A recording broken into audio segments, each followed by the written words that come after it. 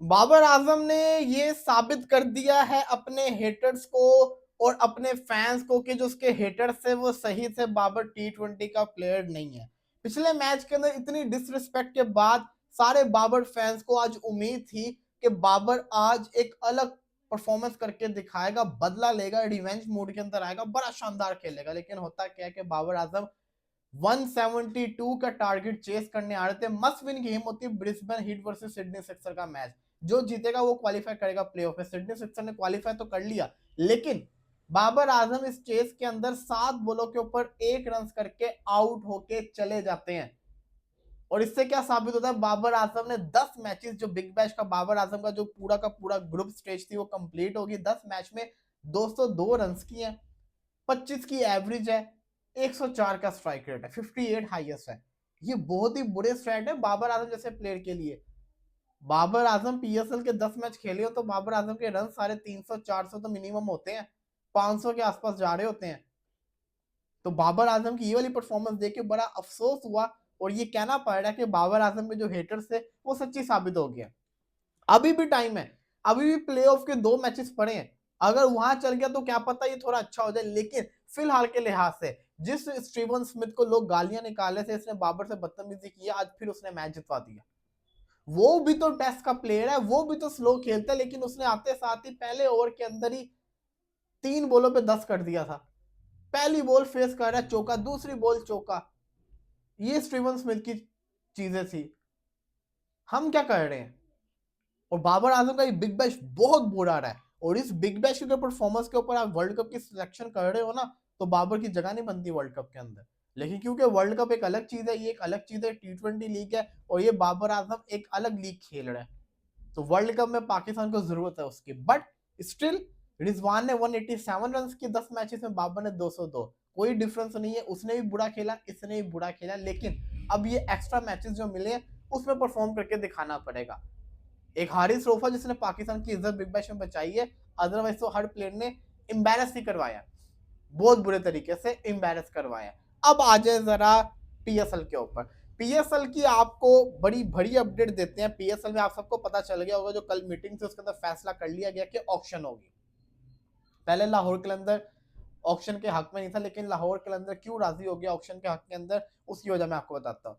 अब पहले जो ऑक्शन थी ना उसके अंदर ये कहा जा रहा था कि 0 रिटेंशन होगी, लेकिन अब जो ऑक्शन होगी उसके अंदर हर टीम को 4 प्लेयर्स रिटेन करने की इजाजत दी जाएगी। फ्रेंचाइजी जो थी पुरानी वो कह रही थी 5 प्लेयर रिटेन करने थे, जो न्यू वाले थे जो ओनर्स वो कहते थे 0 रिटेंशन। लेकिन फैसला इसके ऊपर हुआ कि हर कैटेगरी पीएसएल की प्लेटिनम, डायमंड, गोल्ड और सिल्वर, ये 4 कैटेगरीज है ना, हर कैटेगरी के अंदर आप एक प्लेयर को रिटेन कर सकते हो। तो होगा बताऊं क्या, जो प्लेटिनम के प्लेयर्स होंगे ना, फ्रेंचाइजी क्या करेंगे, उसको डायमंड के अंदर एम्बेसडर बना के रिटेन कर लेंगे और एक प्लेटिनम में रिटेन कर लेंगे। इस तरीके से रिटेंशन होगी, फिर जो प्लेयर्स बचेंगे उनके ऊपर ऑक्शन होगी। अब जैसे सियालकोट की टीम है, हैदराबाद की टीम है, तो ये भी 4 प्लेयर्स रिटेन करेंगे। ये कैसे रिटेन करेंगे, ये प्लेयर से राब्ते करेंगे जो ऑलरेडी पीएसएल खेल रहे हैं, उनको अपनी टीम में शामिल करेंगे ऑक्शन से पहले। अब सवाल ये आता है ये ऑक्शन होगी कब? तो ऑक्शन में आपको बता दो 30 तारीख को तो ये मुल्तान सुल्तान वाली कहानी चल रही है ना, कहा जा रहा है फरवरी के सेकंड वीक के अंदर जब वर्ल्ड कप शुरू हो गया होगा तब ऑक्शन होगी। और ऑक्शन के अंदर पाकिस्तानी प्लेयर्स की जरूरत नहीं है। वो हमने देखा है कि ऑक्शन के अंदर जब बिडर्स बैठते हैं तो वो भी बड़ा मजा क्रिएट कर देते हैं। तो पाकिस्तान अपना वर्ल्ड कप खेले, पाकिस्तानी प्लेयर्स वर्ल्ड कप खेले, और पीएसएल की ऑक्शन उस दौरान में हो जाएगी। तो ये कहा जा रहा है, लेकिन मैं तो यही कहूंगा कि पाकिस्तान के, लेकिन टाइम भी नहीं ना बचा, आपने 26 मार्च को लीग शुरू करनी है, तो फिर आपको ऑक्शन फरवरी के अंदर करवानी पड़ेगी ताकि आप इंतजाम देखते रहें। लेकिन इसी के साथ साथ रिटेंशन की बात चल ही रही है, तो ये भी चक्कर है कि मतलब कि न्यू टीम के साथ तो ज्यादती भी हो सकती है। वो इस तरह से कि अगर 6 टीमें प्लेयर्स रिटेन कर लेती हैं, बिल फर्ज होता क्या है कि लाहौर शाहीन को प्लेटिनम में रिटेन करता है और फकर जमान को डायमंड में रिटेन करके उसको एम्बेसडर बना देता है, और फिर हारिस रोफ को वो क्या करेंगे, ऑक्शन के अंदर डाल के उसके ऊपर फुल पैसा लगा के उसको भी वापस ले लेता है। तो उन्होंने अपनी टीम पूरी कर ली ना, सिकंदर रजा का भी ये चक्कर होगा। इसी तरीके से पिशावर बाबर को प्लेटिनम में करता है, साइम को एम्बेसडर बनाता है गोल्ड के अंदर, और हारिस को भी किसी तरीके से करके फिर पैसा लगा के बोली के अंदर कुछ होल्ड कर लेता है। तो ऐसे चक्कर होता हुआ नजर आएगा। लेकिन यहाँ पे न्यू फ्रेंचाइजीज के पास ये मौका है कि वो किसी तरीके से प्लेयर्स को अपनी तरफ घेर लें, उनको ऑफर्स करवाएं, और फिर प्लेयर्स के पास सबसे बड़ी अपॉर्चुनिटी ये है कि वो ऑक्शन के अंदर जाके अपनी वैल्यू को एनालाइज करें। अगर किसी प्लेयर को ऐसा लगता है कि मैं बड़े ज्यादा पैसे में बिक सकता हूँ, तो वो ऑक्शन के अंदर जाए, वो दिखाए कि मेरे पे कितनी बोली लग सकती है। ये देखने का मजा आएगा, ये बड़ा देखने का मजा आएगा कि कौन सा प्लेयर कितने में बिकेगा, देखने का बड़ा मजा आएगा। जैसे बिल फरसाइम कहता है कि मैं पिशावर जल्मी से नहीं खेलना चाहता, मैं ऑक्शन में जाना चाहता हूँ, मैं किसी और टीम में नहीं जा रहा, मैं ऑक्शन में जाना चाहता हूँ। अगर पिशावर जल्मी चाहती है मुझे लेना तो ऑक्शन में ले ले। तो फिर देखो साइम पे कैसा पैसा लगेगा, कौन चाहेगा साइम को लेना, उस पर पैसा लगेगा।